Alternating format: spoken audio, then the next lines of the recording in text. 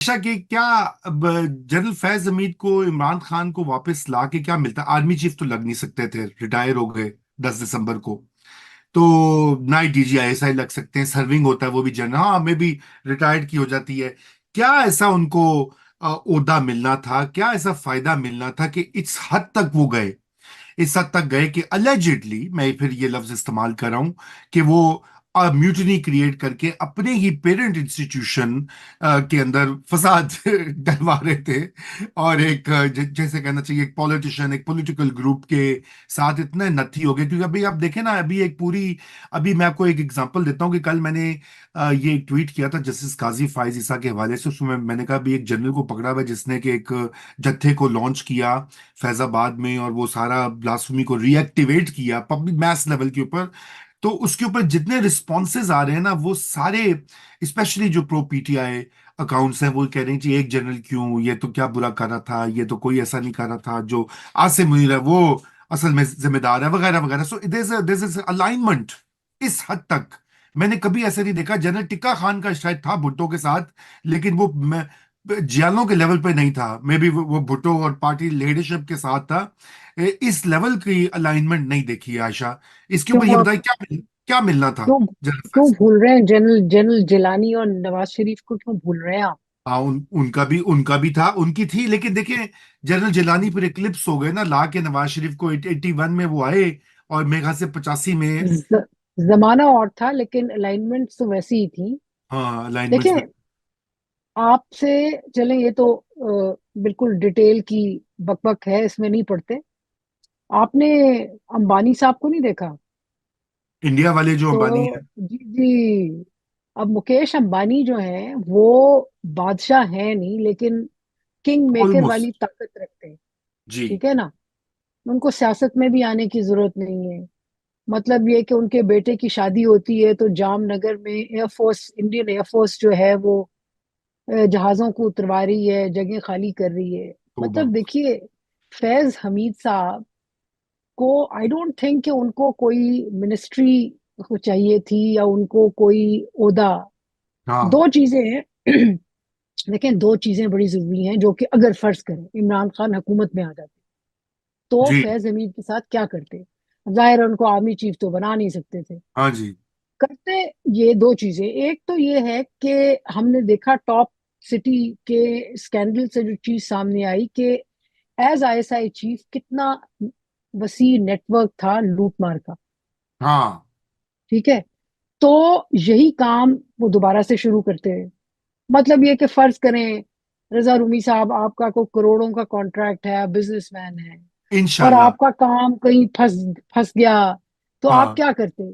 आपके पास कोई आता, कोई दोस्त यार, लेकिन हमारी सोसाइटी यूं ही काम करती है ना, वो कहता है कि यार आओ चलो मैं तुम्हें नजफ हमीद के पास ले चलूं, नजफ हमीद इनके फैज हमीद का भाई, नजफ हमीद सिफारिश कर देगा। जाहिर है आप दोनों जगहों पे पैसे भी खिलाते। सो ये राइट। एक तो एक्सटेंसिव रैकेट। दूसरा ये कि वो किंग मेकर होते भाई। वो हाँ। बैठ के सारी हुकूमत के मोहरे किसदर किसने जाना है वो जोड़ते।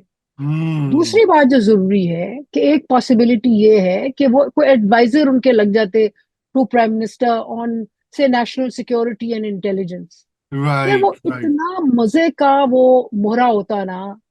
आप ये देखें, एक शख्स जो कि 3 साल DGISI रहा है, हाँ। उससे पहले वो DGC रहा है उस इदारे में, राइट। और उसने उस अपने एक्सपीरियंस की बिना पे एक ऐसा नेटवर्क कायम किया था जिसकी वजह से वो फौज के अंदर बाहर पेनिट्रेट कर रहा था, लोगों को गाइड कर रहा था।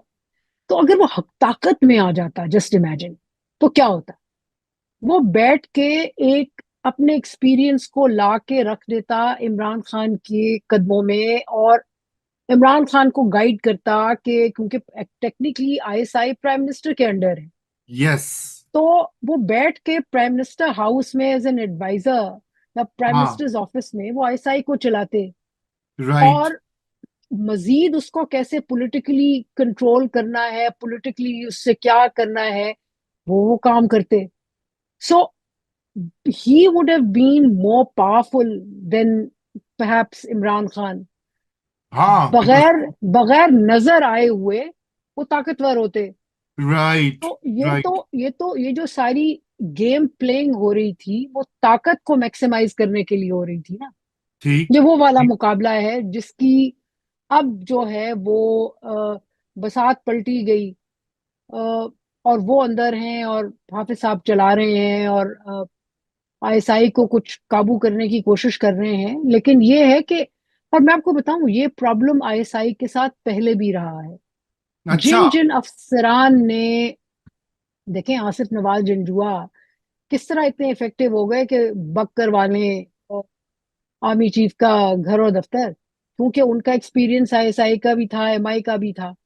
ये जो इंटेलिजेंस में सर्व करके जाते हैं स्पेशली आईएसआई के अंदर और फिर रहते हैं। देखें, एक ट्रेडिशन, एक जमाने में एक ट्रेडिशन थी प्री मुशर्रफ।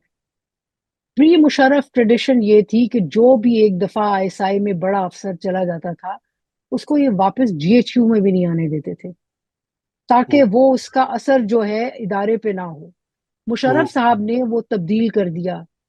अब तो इनका इफेक्टिव कंट्रोल देखे ना, नीचे पूरा नेटवर्क बनता है। आपके साथ ब्रिगेडियर हैं, कर्नल हैं, मेजर हैं, फील्ड ऑपरेटिव्स हैं, बहुत सारे लोग हैं जो आपके साथ जुड़े हुए हैं, जो आपके साथ काम करना, जिन्होंने काम किया है, जिनकी अच्छा। बहुत सारे फायदे उठाए हैं। मैंने आयशा इसके ऊपर तो मैंने आपसे डिटेल में एक्चुअली ये जो आप बात कर रही है ना, ये मेरिट करता है एक थरो डिस्कशन का, क्योंकि मैं ये चाहूंगा कि ये इस नेटवर्क को, और नेटवर्क कैसे बनते हैं, इदारा कैसे, आईएसआई कैसे चलती है, ये अगले हफ्ते हम इसके ऊपर जरा करते हैं, क्योंकि कुछ किताबें पहले भी आई हुई हैं, कुछ नई आ रही हैं, अभी आपने एक का हवाला भी दिया। लेकिन मैं आपसे एक चीज ये जानना चाहता हूं कि अभी ये बड़ा शोर मचा रहे हैं कि जी वो फैज नेटवर्क चल रहा था, पैरेलल आईएसआई थी। तो आयशा, फिर मैं अब मोहतात तरीके से बात करूंगा, तो फिर एमआई जो है, वो उसका तो काम ये नहीं होता कि वो सर्वेलेंस रखे कि क्या करें उनके अफसरान। इसका मतलब है कि there is some measure of laxity या inefficiency within the institution. वैसे तो पाकिस्तान के सारे इंस्टीट्यूशंस के ये मसले हैं, स्पेशली पब्लिक सेक्टर में, कि भाई अगर रिटायर्ड और सर्विंग लोग एक नेटवर्क का हिस्सा बने हुए हैं और एमआई को कानो कान खबर नहीं हो रही, तो as a person who knows the military organisation and structure, इस पे मुझे आप बताइए। आई ये मैं कभी सोचता हूँ, ये पिछले एक हफ्ते से मैं ये सोच रहा हूँ कि भाई ये कैसे सब कुछ हो रहा था, और इनको एक साल के बाद ख्याल आया कि ओहो जी एक नेटवर्क चल रहा है। देखिए, बात यह है कि ये डिपेंड करता है कि जो टॉप बॉस है, हाँ। आर्मी चीफ, किस इदारे को ज्यादा घास डाल रहा है, हम्म। एमआई को या एसआई को। सुना राइट। है कि अब आसिम मुनीर साहब थोड़ा सा एमआई को बढ़ावा देने में इंटरेस्टेड लग रहे हैं। नॉर्मली ये होता है, आप और आपने ये भी देखा कि पिछले 5 से 10 सालों में दो चीफ उभरे हैं हमारी मिलिट्री में, एक आर्मी चीफ और एक आईएसआई चीफ। हम्म। आईएसआई चीफ भी इक्वली इंपॉर्टेंट हो गया। अब कुछ ऑपरेशंस हैं जो कि एमआई करती है। एमआई जो है वो ज्यादा टैक्टिकल ऑपरेशन करती है, ज्यादा उसके करती है, मतलब ये कि जो आर्मी की सिक्योरिटी वगैरह उसके लिए। आईएसआई का काउंटर इंटेलिजेंस, इंटेलिजेंस, ये वो हम्म। पॉलिटिकल रोल जो है वो भी रहा है। राइट। और मजे की बात यह है कि एक और जो किताब आई है जूलियन रिचर्ड्स की, तो उसमें ये पता चलता है कि कई दफा ये ऐसे ऑपरेशंस इनने किए हैं जो कि अपने टॉप बॉस को भी इन्होंने बताने की वो नहीं की।